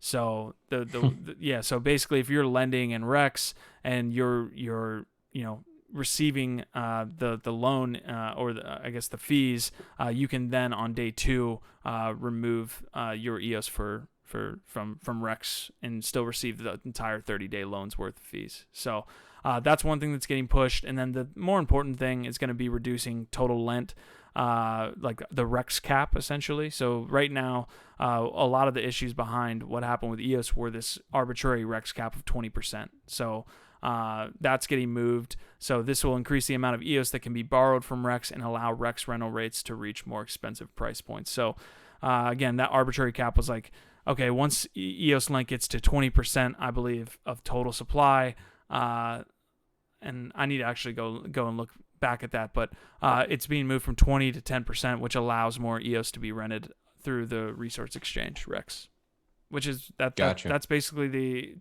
total update from Rex in general. Nice. Word. Let's move into Ultra. So I don't know if you guys are familiar with Ultra. When I saw the news, they obviously, blew up with this partnership that was just announced, but I wasn't familiar with Ultra before that. And, if anybody is watching, write in chat if you guys know Ultra on EOS. But basically, Ultra came out saying that, they got into a partnership with AMD, and AMD confirmed that as well, so that's legitimate. And Ultra is basically a gaming distribution platform, which is kind of, if you're a gamer, Steam, for example, is a distribution platform where you have this application Steam, and you have all these games in there that you bought, and you can have them all in one platform there. There's also some other games that developers create just for Steam, to list it there as being a marketplace, right? So you can buy those games from developers. It doesn't have to be like a big brand. So Ultra is trying to create this basically platform that's going to host these like games that we all love on their platform, and it's going to give the ability for people to stream using that platform, to sell your games, to buy games, and it's going to also offer a very good structure for developers to come to that platform and develop and earn money on it. Because right now, the way it's set up with Steam is that if you're developing games and releasing them into that platform, Steam takes 30% of your revenue, which is pretty big. So Ultra is basically saying that that's it's given an alternative to developers to come to their platform and build games and get more revenue to themselves rather than paying these like 30% hefty fees. So with the AMD partnership, we know AMD came out with so many games, right? Mm-hmm. One of your favorite games that you play right now, as a matter of fact, Apex, is an AMD game. So AMD has been looking into crypto blockchain for some time. They're very crypto friendly, yeah. So and now that they announced this for Ultra platform, it's going to be on EOS, the partnership that they're going to be helping with. That's going to be super interesting to see how that's going to work out. Considering that, also how is AMD tied, with other platforms that do this type of distribution too? You know what I'm saying? Right. Because if you have AMD creating games and then they have partnerships with distribution platforms like Steam, then if they're supporting Ultra, that's that's their competitor, then there might Yeah. be some beef there around that side, you know. Yeah, I think honestly, Steam should probably get ahead of this. They've been kind of the gold standard of distribution, decentralized distribution, right? Like when you're in a Steam game, for the most part, those items can then be traded on an open exchange, right? Like if you're playing CS:GO, you have this marketplace where you can buy from other users and take that and use that in game, only in that specific game. Obviously, we're super interested in how one item can be used in multiple games, but we're not there yet. But certainly, Ultra is like placing itself, like you're saying, in competition with Steam. And it's not going to be something where Steam partners with Ultra. Steam needs to get ahead of this and probably, if again, they've been ahead of the curve, so maybe they're ahead of the curve enough to start offering a token. Maybe they start to, offer some type of cryptocurrency equivalent on their, platform, because that's what Ultra's trying to do. I like the way that you explain it, though, because it needs that fair ecosystem. When you're in Apex, you can't sell those assets to other users. You can't. Right, 100%. All these games have like, it was like Steam dollars, and there are certain like various kind of coins or whatever that you have to buy on PUBG or Apex Legends or anything in order to say buy points. Yeah, they're like points or like kind of credits. So it'll be interesting to see like where do the incentives lie for the game, the giant game developers or the distribution channels to create a kind of semi-public token versus just the PUBG G coin. Like what's the main incentive there? That's the thing that I'm always missing. Yeah, kind of on the gaming front. Yeah, I guess like from an outward perspective, if I'm super into games, and we're down the line right here, right? And if we're talking about Steam Market, for example, if they could have a token where, I can stake the token and receive percentage fees of everything that's going on within the Steam ecosystem, and then I can use that, within the Steam marketplace, it kind of like plays in on itself. The big difference we have to like talk about is just when you're playing Apex Legends or you're playing League of Legends, or the market needs to get to a point where these companies are then like forced to offer an open marketplace. Because you're gaining all these cool ass items on Apex Legends, you can't sell that. Whereas on the Steam marketplace, you can do that.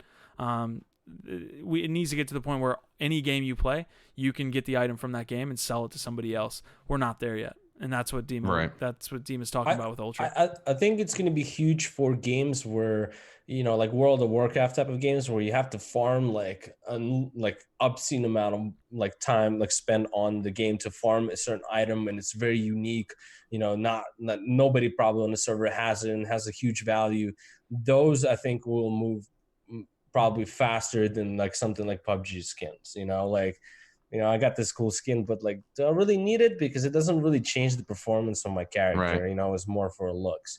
So I see it maybe in those like World of Warcraft type of games where you have to really farm and grind to get your gear, and there's a chance of you getting it. And I think in there, like for that the NFTs and the trade system is going to be huge. Yeah, I would play devil's advocate there and say that Apex Legends and Fortnite, they have booming economies, or at least like they've taken a bunch of revenue, and it doesn't make any of those players better. Like all the skins and everything you're buying for those characters. Well, I haven't looked at their revenue, but based on what I've seen, it's insane. Yeah, those don't make the characters any better. But to your point, Brendan and Brock and all these guys that are in EOS, they started doing what you're talking about, where they started a gold exchange, where they were having people farm gold, and then they had this exchange where they could buy and sell, like you're talking about on WoW. You'll be surprised, man. Like people will spend in those games like $20,000 on a single item.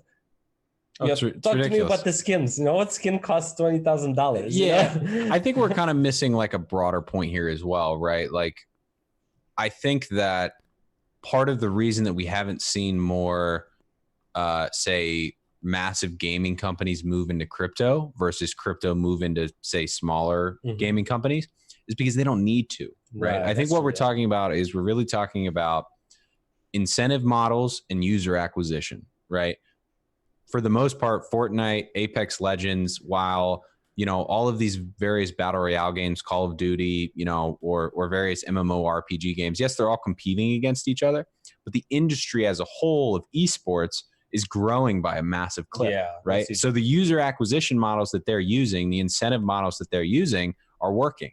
I mean, Apex Legends came out, end of 2018, 19, and they're like one of the largest video games in the world. Yeah. You know, and they free to play. Like, why do I need to go and incorporate blockchain when I can make dozens of millions or hundreds of millions of dollars by simply, you know, just executing on the things that have brought other gaming companies here? So I would say that until we get to a point where the gaming market is so crowded that you have to start to utilize other proven incentive models, right? Where, you know, staking is not proven, right? It's basically just, you know, a sexy inflation model.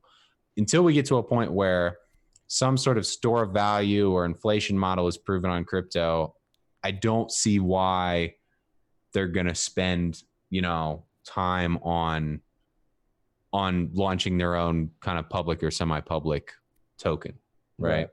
Unless it very clearly equals more users, you know, which, you know, if it's a Steam, right? If, to your point, Q, if Steam can come out and launch some sort of token that has a beautiful built-in incentive model where, you know, from anywhere you can trade these various skins or guns or whatever the case may be, and because of this, they just pull in so many users, right? And month over month, it's showing that, hey, this new incentive model is a huge force in the gaming industry. That's what Wax is doing, isn't it? It might be, and we need to check out Wax, and we have Wax on the podcast soon. But when I was talking about staking, I love this conversation, by the way, but when I was speaking about staking, it wasn't necessarily in the way that we think about it, where the token, like an inflationary model, is kind of paying out tokens to stakers. It was more like you're getting a percentage of USD, right? Like imagine developers all being incentivized. Like, so imagine if you could join a community as a developer where all of the developers are sharing at least a percentage of revenue based on all the fees that are happening on a marketplace. So that like, okay, if I build on here, if I build within this developer community and like shill it, like let's say a Steam competitor like Ultra, I can get a percentage. I'm a small developer. I can get a percentage because we made this huge game, and now everyone's getting fees. Yeah, I agree with you. Like, the industry as a whole doesn't need any user acquisition models. It's between the two. You know, it's between, not the two, but it's between industry. It's intra-industry that the competition is going to take place. It's like, okay, I have this marketplace where I can sell the items, and then this marketplace, all I'm doing is giving my money to League of Legends. You can't take out any money from League of Legends. I mean, I guess you can't even trade items. Like, the items are literally, you buy it, it's not tradable. You can gift to people, so I guess technically you can try to figure something out there, but it's going to be intra-industry. It'll be interesting to see, man, because you could say the same thing about banking. Like, oh, banking has always been, you know, centralized and all this stuff, and then one day it just happened that, you know, people started to say, oh, like, maybe I need to do it this way. So right. Yeah. But anyways, Barry says games do not scale well yet overall in crypto, right? 2021 could be the year of the games. I could see that. Yeah, I think the timing, I mean, you know, ETH 2.0 will be coming out in 2021. I mean, things are moving so fast. Things move so fast in crypto, and things seem to be moving so fast with kind of the broader scale mainstream adoption of things like ETH, you know, or EOS or whatever it is, any of the kind of top protocols that really all it takes is one, right? Mm-hmm. If there's one example, and maybe it's the Ultra and AMD partnership where, you know, this becomes a giant CryptoKitties type thing for EOS. I mean, who knows? All it takes is one and enough people to repeat that, you know, it could, I mean, you know, a year a year to 2 years is a long time in the crypto industry. Yeah, absolutely. And just to move on here, I know we've got this 8% that you can earn on EOS. You can touch on that before we move to Tezos and then Binance, because I think we're sitting at about hour 35 here. But I think the industry as a whole, gaming, is moving, and we've talked about this multiple times, but if you haven't heard us talk about gaming before, it's moving from a pay-to-play to you play and earn. Like that's where gaming is moving. So 1-2 just commented, you pay and you get paid. That is enticing, and that's kind of the same ethos that we're talking about. Originally, you had to pay for a game, $60, or maybe when Atari came out, $10, and you play that game. Now, as we've been able to move further and further along that timeline, you're getting paid to play that game, which is super interesting. Yeah. Yeah, I mean, it's streaming has been obviously the first kind of inception of that, but still is obviously very controlled by YouTube or Twitch or Mixer, whoever kind of runs that distribution system. So yeah, I mean, it'll be super interesting. I mean, it's the incentive models that we're talking about, right? Like how am I incentivized to play your game versus somebody else's game? And we've seen that happen this year. Like I said, with your CeFi and DeFi, this last piece of news on the EOS front before we talk about Tezos, is it evidently on crypto.com now, which is, essentially like a Celsius or a BlockFi. You can earn 8% on your EOS deposits. So I wanted to highlight that. I know, there are some other ways that you can earn on your EOS within the EOS ecosystem, but this seems to be one of the first, and certainly the highest number that I've seen from an APR standpoint. Obviously, be careful out there, guys. Do your research. Sometimes if it's too good to be true, or seems that way, it is. So always do your research on this. There's a lot of shady kind of APR setups out there, and I think those will continue. Traditionally, crypto.com has been more trustworthy. I know they advertise on a lot of podcasts. So when you say shady APRs, are you talking about the conversation we had? There's 49% APR on Dice Bank right now, fellas. Oh my word. Yeah. Legit. Seems legit. Speaking of APRs. Go ahead. Yeah. Moving into Tezos. Do it. All right. So Kraken added Tezos staking. So now you can stake your Tezos on Kraken that you'll get 6% APR, and it pays out twice a week, which is really cool, I guess, interesting, because it's so frequent.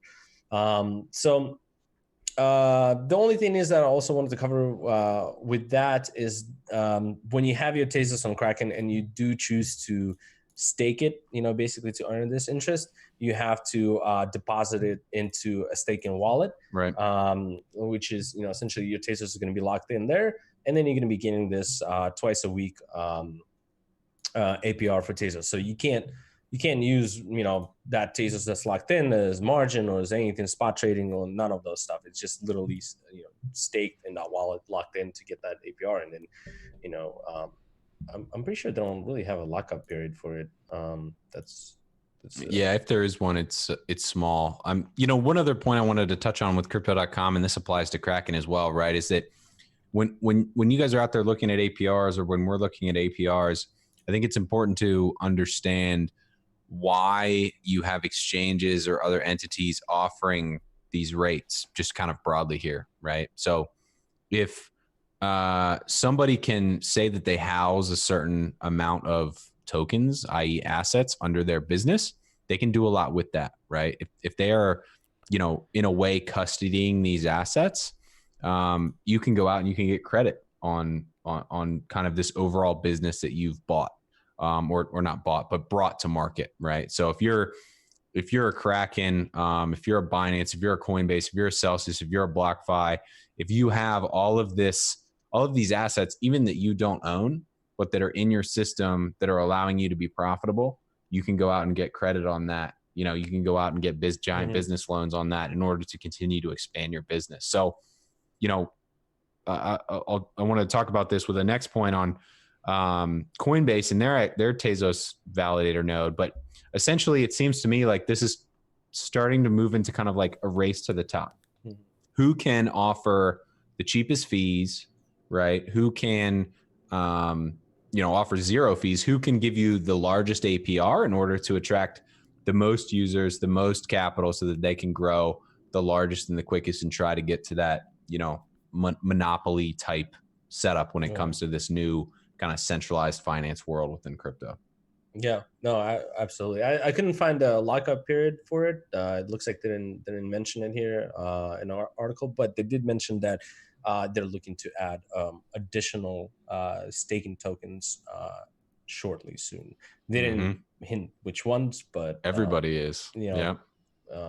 I think with Tezos, it's usually something like 3 weeks. I think maybe that's Cosmos. I get them mixed up, but anyway, the next point on Tezos we have here. I had one question. When you're lending assets, right? So like, let's say Celsius, for example, is taking in EOS and they're paying out 6% APR. How much of that is liquid? How much do they keep liquid at all times, as opposed to like using for all the cases that you talked about there, where they're expanding and things like that? Yeah, I mean, it's going to vary business to business. I guess mostly it depends on their rate of withdrawals. So I know Celsius, for example, restrictions on that around that. Yeah, we're big fans of Celsius. I mean, essentially, you can only withdraw a certain amount every 24 hours. The biggest risk for any of these new companies is a hack, right? So if you hold some giant majority of your tokens in a hot wallet and that hot wallet gets hacked, you're done. It's game over.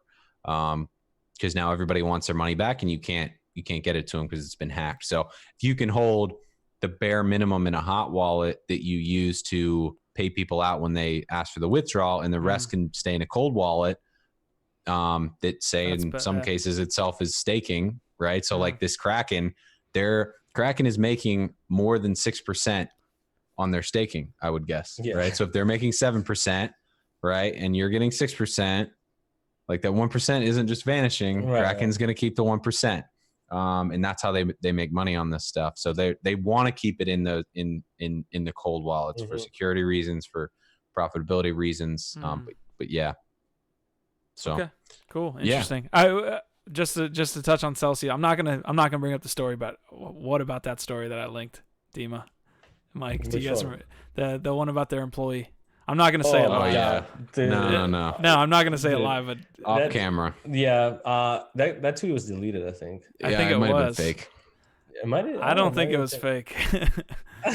Anyway, so the next point I wanted to talk about was an interesting one from good old CryptoPotato.com. I love Crypto Potato. Wow, they're a good one. I used to love Crypto Potato. Go ahead. You still should, man. They're as potatoey as ever. So essentially they talked about a new trend that they see happening with exchanges starting to become the largest validators on proof of stake networks, which obviously we see, right? EOS has that to some degree. IOST certainly has that. You kind of across the board with any smaller proof of stake network, exchanges seem to be the winners there, because as we're seeing now with Coinbase and with Kraken, you can go out, you can say to your users who, say bought a Tezos type, proof of stake coin, are holding it on your exchange, not doing anything with it, purely speculating, right? Buying spot price Tezos, hoping that in a year or 2 years or 3 months, that if they bought it at $1, it'll be worth, $1.70. You sell it, you make money. Well, if you can now stake that and earn additional 6%, that's huge. But essentially what Crypto Potato is saying is that they see a giant problem, or at least I infer a giant problem, with exchanges being the leading validators for all of these proof of stake networks, because they have the most users. Those most users are, theoretically going to buy a majority of the tokens out on the open market, stake through these exchanges to earn that APR, whether it's big or small, because they don't want to have to deal with a hardware wallet or any sort of kind of funky setup. And we'll start to see across major proof of stake chains that it's basically dominated. The block validation is dominated by exchanges, or dominated by exchanges. And you see Binance is now launching some Tezos staking, but essentially Coinbase is the largest Tezos validator now. I think I don't know that it's necessarily a bad thing for these proof of stake networks, but I think it centralizes, or kind of like coagulates exchanges with networks, which you don't always want. Go ahead, Dima. Yeah, I was gonna say, what about this thought? You know, if you have exchanges that basically hold the majority of the network in terms of like staking, right, and having that governance power. So let's say one exchange gets hacked and that token gets like, you know, or some token gets like stolen, I guess. Can't they just roll it back if they have the consensus of that network? If it's all exchanges all together, they're like, hey man, we just, you know, agree to get this back. Just from a technical aspect, usually when staking is happening, your tokens are more secure, right? Because like there's an unstaking process that needs to occur before those tokens can be moved. So like just from like a technical perspective, like if you saw like certainly like if Binance sees all of their funds unstaked at once or like a certain amount that they didn't do, they'll be like, what the hell is going on? And they have that buffer period. But I guess broadly, like, so even if it's not the stake tokens, right? But let's say 60% of Binance's tokens are staked and 40%, which is, you know, dozens of millions of Tezos, dozens of millions of dollars.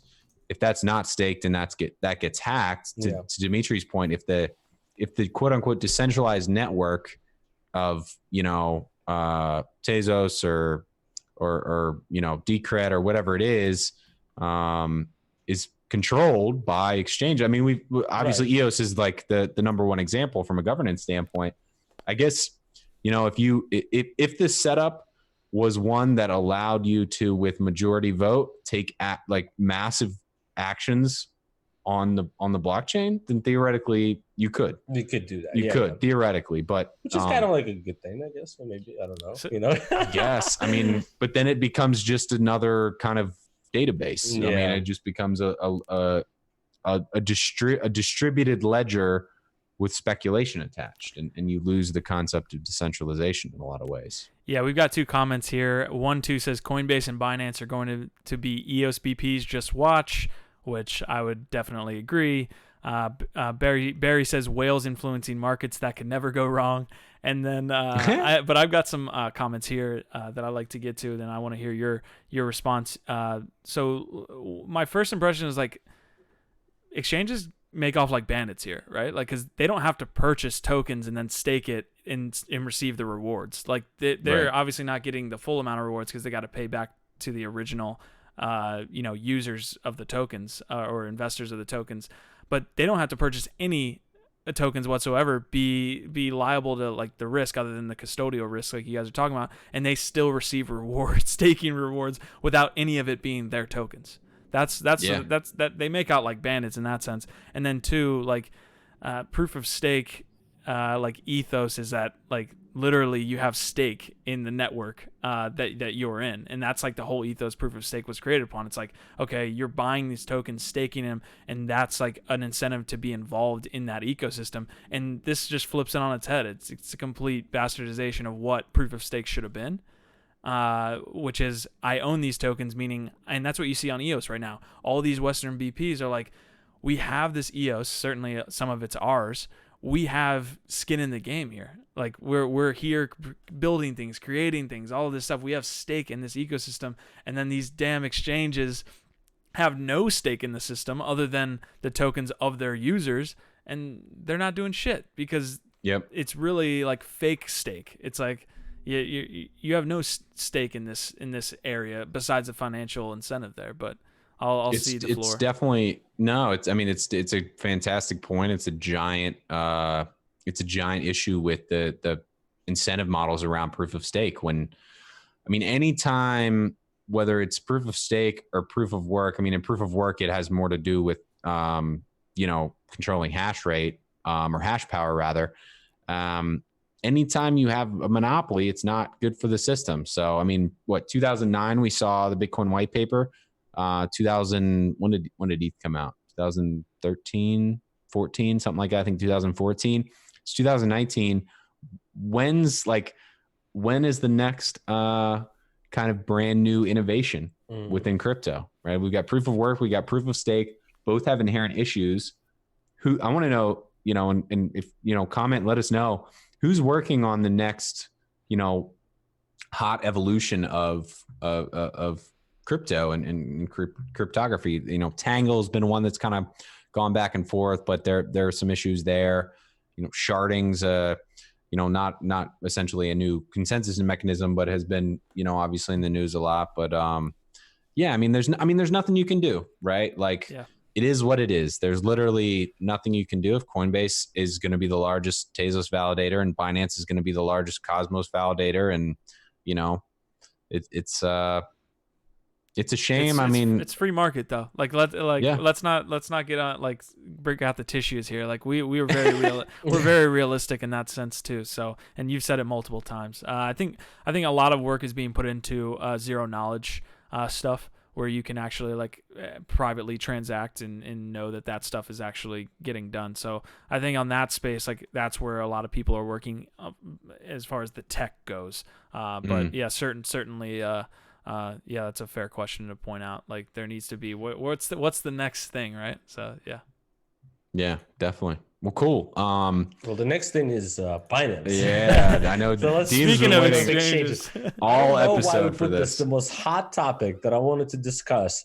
I also tweeted about it, and we'll put it at the end. Well, we got to keep. I've been waiting this whole time to talk about it. Incentive model. Yeah. So all right. So there's this tweet come out from Larry Cermak. I guess that's how you works for the block. Yeah, works for the block. So I did see, you know, it was kind of like, I don't know if it was rumors or for real. Traders on Twitter were saying that Binance has been acting kind of weird with their margin trading when it comes to the tokens that were incubated by Binance. And when they're saying like, is that when the token that they incubated gets bad news, they actually shut down margin short trading. So you can't short on margin that token because of whatever bad news came out. So they flipped that switch, but you can, 100x long, no problem. So, but you can't take a short position on it. So it's their way to get rid of to kind of stop bears coming in and suppressing the price and based on like the news that come out.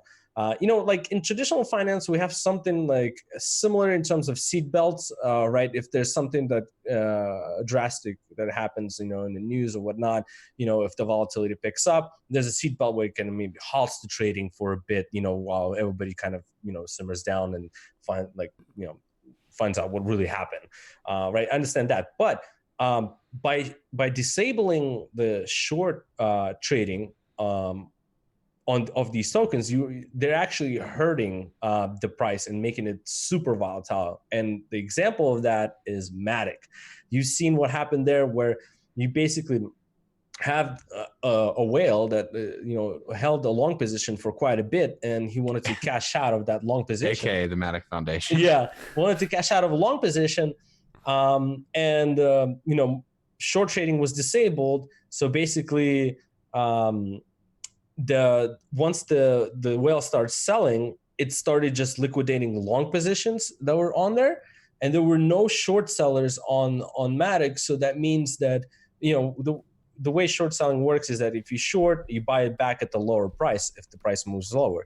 So in this case, there was nobody to buy back on to cover those short positions because there were no short positions on Matic because they were disabled. So that caused this basically huge dump that was super quick and inefficient.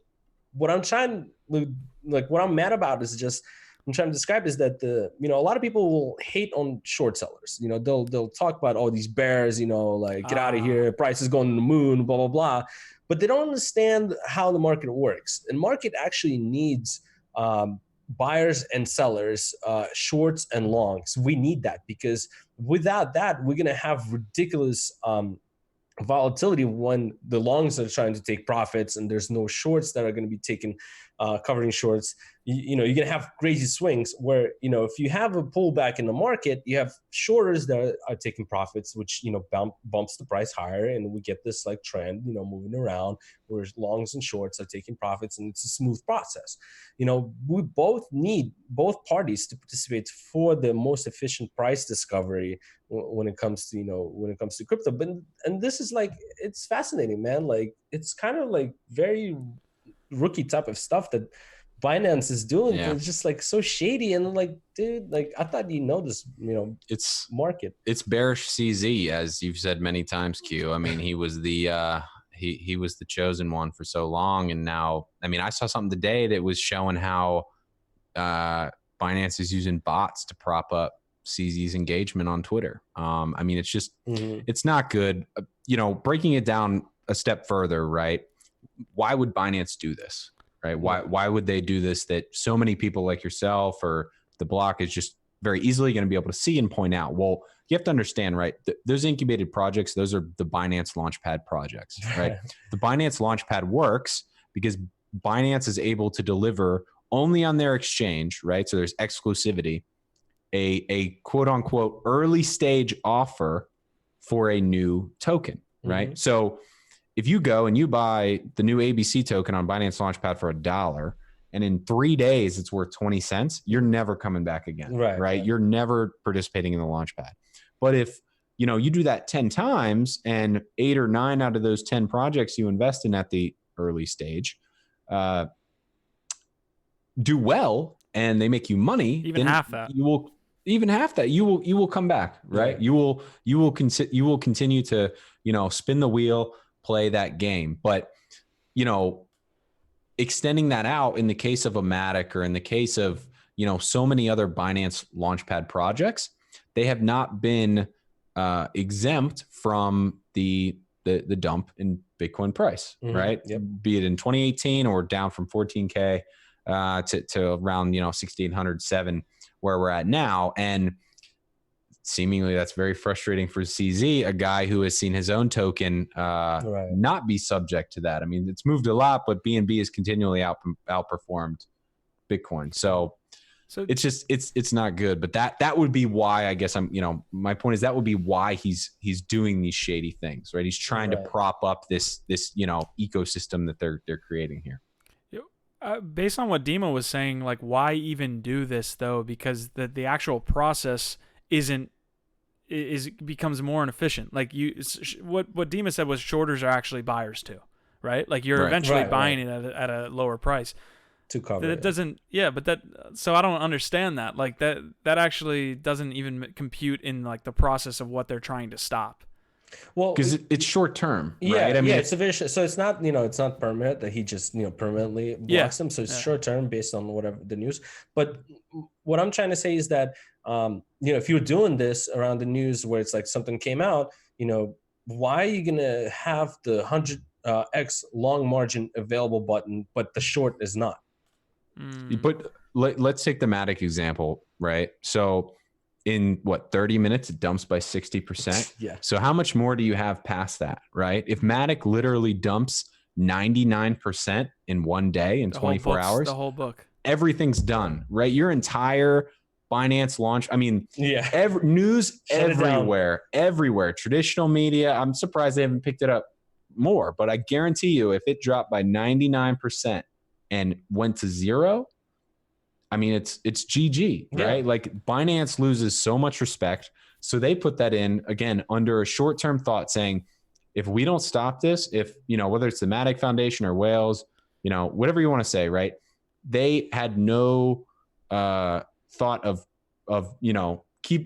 only selling enough so that the Matic Foundation, and the Matic project could hang around, right? They did not care. It was straight sell and dunzo. So CZ's, I'm not saying it's a good thing he did that. I'm just saying that's, where his motivations lie. The only other point I'll bring up, and I thought about this as we were talking about it, was there were a lot of rumors going around that whether it was the foundation or Whales or whomever that were selling those tokens, that they were also short elsewhere.